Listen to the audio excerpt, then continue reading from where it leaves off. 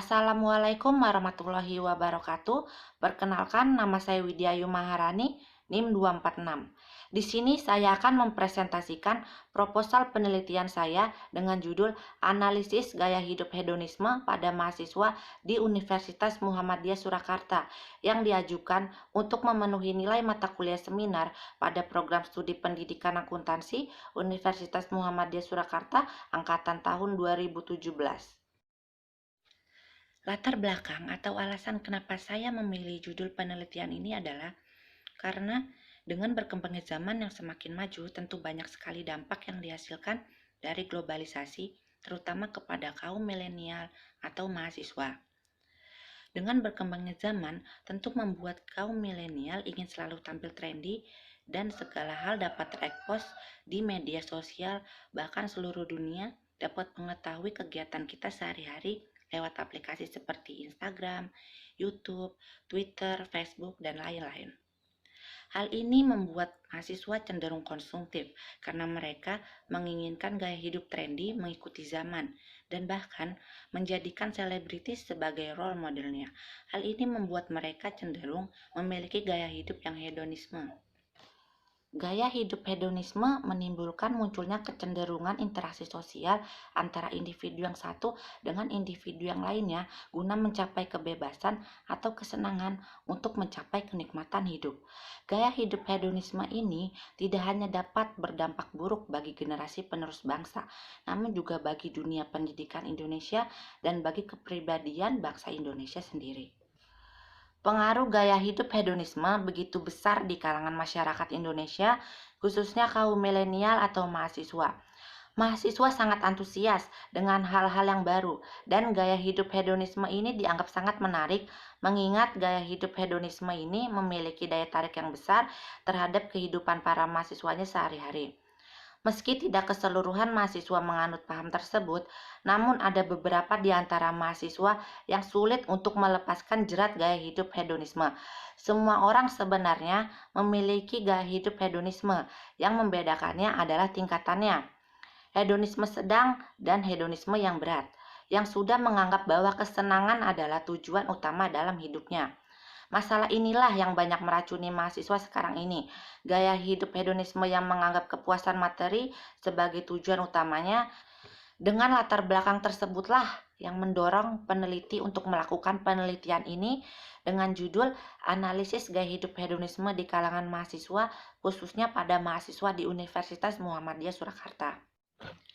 Tujuan utama dari penelitian ini adalah yang pertama, untuk mengetahui karakteristik mahasiswa dengan gaya hidup hedon. Yang kedua, untuk mengetahui faktor-faktor apa saja yang paling mempengaruhi mahasiswa dalam berperilaku gaya hidup hedon. Manfaat dari penelitian ini ada dua. Yang pertama, manfaat teoritik. Bermanfaat untuk ilmu pengetahuan khususnya bidang sosiologi mengenai tingkah laku remaja tentang gaya hidup hedonisme. Dan yang kedua, manfaat praktik. Bagi peneliti menambah wawasan dan ilmu pengetahuan, dan bagi masyarakat dapat menggambarkan mengenai karakteristik mahasiswa dengan gaya hidup hedon dan dapat menggambarkan kepada masyarakat mengenai faktor-faktor yang paling berpengaruh terhadap gaya hidup hedonisme pada remaja. Selanjutnya ada landasan teori mengenai gaya hidup hedonisme. Para ahli mengatakan bahwa gaya hidup hedonis adalah suatu pola hidup yang aktivitasnya untuk mencari kesenangan hidup, seperti lebih banyak menghabiskan waktu di luar rumah, bermain bersama teman-teman, senang dengan keramaian kota, senang berbelanja atau membeli barang yang diinginkan, serta selalu ingin menjadi pusat perhatian. Aspek-aspek gaya hidup hedonisme antara lain yang pertama kegiatan, minat, dan opini. Faktor-faktor yang mempengaruhi gaya hidup hedonisme ada dua, yaitu faktor eksternal dan faktor internal. Faktor internal adalah faktor yang muncul dari dalam diri individu yang didasarkan pada keyakinan diri sendiri untuk bergaya hidup sesuai dengan keinginannya. Adapun faktor internal antara lain sikap terhadap gaya hidup hedonisme. Seseorang menganggap bahwa sikap yang harus ditunjukkan adalah mewah, megah, dan suka menjadi pusat perhatian orang lain. Secara eksternal, individu yang hedonis akan mengarahkan aktivitasnya pada kesenangan serta memilih kelompok sosial menengah ke atas atau bermewah-mewahan atau berjuis. Gaya hidup hedonisme yang berasal dari faktor eksternal yaitu muncul dari luar diri individu yang dipengaruhi oleh kelompok referensi. Kelompok referensi kelompok yang memberikan pengaruh secara langsung ataupun tidak langsung terhadap perilaku dan sikap seorang individu. Pada kelompok referensi, terdapat 5 cara yang digunakan oleh kelompok referensi untuk mempengaruhi pilihan dan perilaku individu, yaitu pengaruh normatif, nilai ekspresif, informasi, keluarga, dan kelas sosial. Jenis penelitian ini merupakan penelitian kualitatif, di mana dalam penelitian yang dilakukan oleh Mulyadi mengatakan bahwa instrumen dalam penelitian kualitatif ini adalah peneliti itu sendiri. Desain penelitian yang digunakan adalah penelitian etnografi.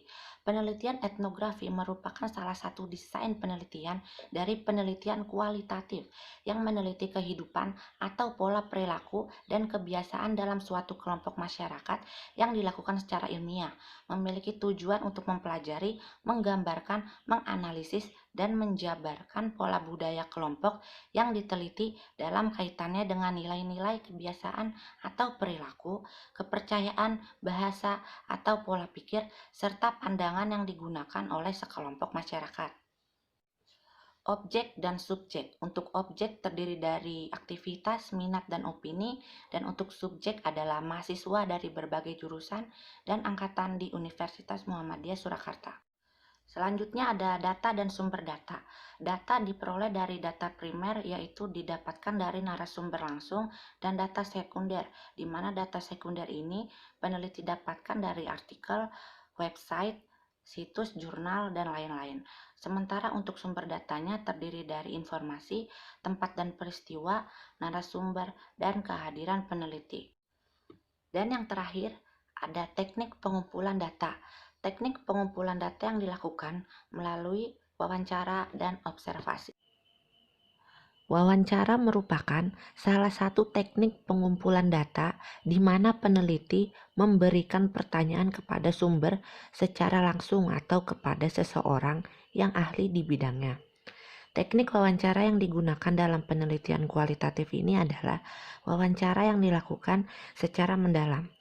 Wawancara mendalam adalah proses memperoleh keterangan dengan cara tanya jawab sambil bertatap muka antara pewawancara dengan informan atau orang yang diwawancarai, dengan atau tanpa menggunakan pedoman wawancara. Peneliti telah melakukan wawancara mendalam, karakteristik dan faktor-faktor gaya hidup hedonis mahasiswa di Universitas Muhammadiyah Surakarta. Wawancara mendalam ini dilakukan dengan pedoman wawancara. Hal ini dimaksudkan agar pertanyaan yang diajukan oleh peneliti dapat terarah tanpa mengurangi kebebasan dalam mengembangkan pertanyaan serta suasana tetap terjaga agar kesan dialogis informan nampak. Namun selama melakukan kegiatan wawancara mendalam ini, peneliti menemui beberapa kendala dalam melakukan wawancara dengan informan. Salah satunya adalah waktu untuk dapat bertemu secara langsung atau bertatap muka dengan para informan. Hal ini dikarenakan waktu kegiatan para informan yang cukup padat mengakibatkan peneliti cukup kesulitan untuk dapat membuat janji ataupun untuk dapat bertemu secara langsung mewawancarai para informan tersebut. Terlebih lagi, waktu senggang yang mereka miliki lebih banyak di malam hari, pada saat mereka lebih banyak menghabiskan waktu di luar rumah dan melakukan kegiatan nongkrong di berbagai tempat hiburan. Selanjutnya ada observasi. Teknik observasi yaitu metode atau cara-cara menganalisis dan mengadakan pencatatan secara sistematis mengenai tingkah laku dengan melihat atau mengamati individu atau kelompok secara langsung atau partisipan dan tidak langsung atau non-partisipan di lokasi penelitian. Dalam penelitian yang dilakukan ini, peneliti melakukan studi observasi non-partisipan, di mana observer tidak ikut di dalam kehidupan para informan dan secara terpisah berkedudukan selaku pengamat.